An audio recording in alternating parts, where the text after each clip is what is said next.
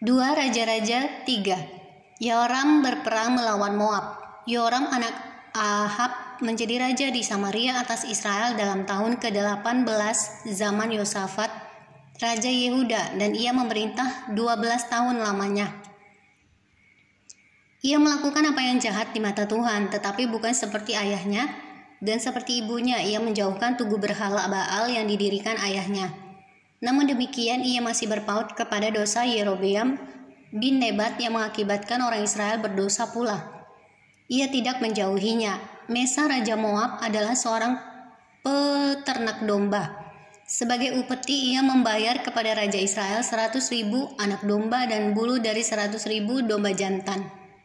Tetapi segera sesudah Ahab mati, memberontaklah Raja Moab terhadap Raja Israel. Keluarlah Raja Yoram pada waktu itu dari Samaria, lalu ia memeriksa barisan seluruh orang Israel. Selanjutnya ia menyuruh orang kepada Yosafat, Raja Yehuda dengan pesan, Raja Moab telah memberontak terhadap aku, maukah engkau bersama-sama aku berperang melawan Moab? Jawabnya, aku akan maju. Kita sama-sama, aku dan engkau, rakyatku dan rakyatmu, kudaku dan kudamu. Lagi ia bertanya, melalui jalan manakah kita akan maju? Jawabnya, melalui padang gurun Edom. Maka berjalanlah Raja Israel dan Raja Yehuda dan Raja Edom.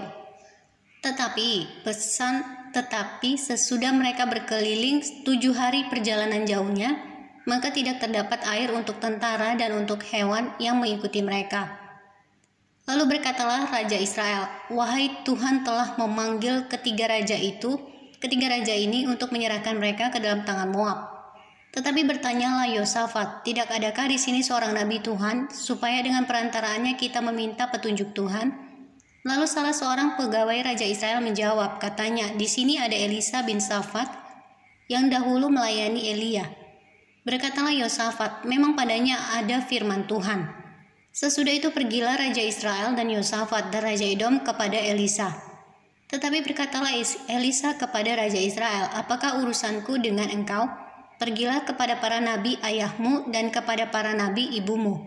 Jawab Raja Israel kepadanya, jangan begitu, sebab Tuhan memanggil ketiga raja ini untuk menyerahkan mereka ke dalam tangan orang Moab.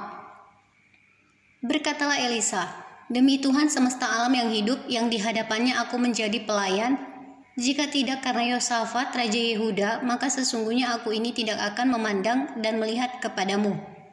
Maka sekarang jemputlah bagiku seorang pemetik kecapi. Pada waktu pemetik kecapi itu bermain kecapi, maka kekuasaan Tuhan meliputi dia. Kemudian berkatalah ia, beginilah firman Tuhan, biarlah di lembah ini dibuat parit-parit. Sebab beginilah firman Tuhan, kamu tidak akan mendapat angin dan hujan.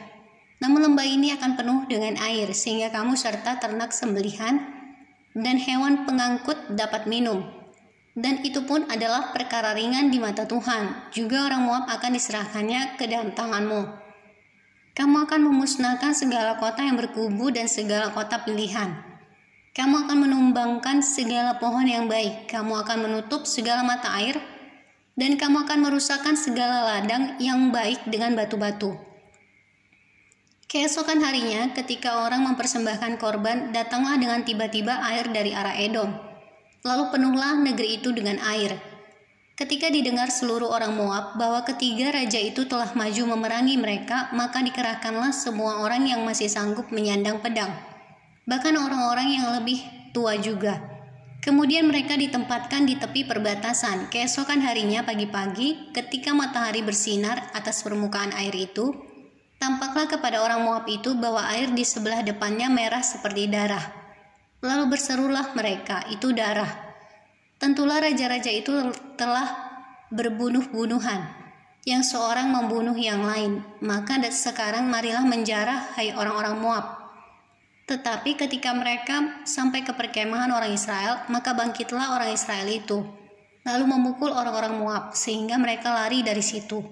Dan makin jauhlah mereka menerobos ke dalam Moab sambil menewaskan orang-orang Moab itu. Mereka meruntuhkan kota-kota dan menutupi setiap ladang yang baik dengan batu. Karena setiap orang melemparkan batu ke atasnya, mereka menutup segala mata air dan menumbangkan segala pohon yang baik. Sampai hanya Kir Hareset saja yang ditinggalkan. Tetapi kota ini ditembaki oleh orang-orang pengumban dari segala penjuru.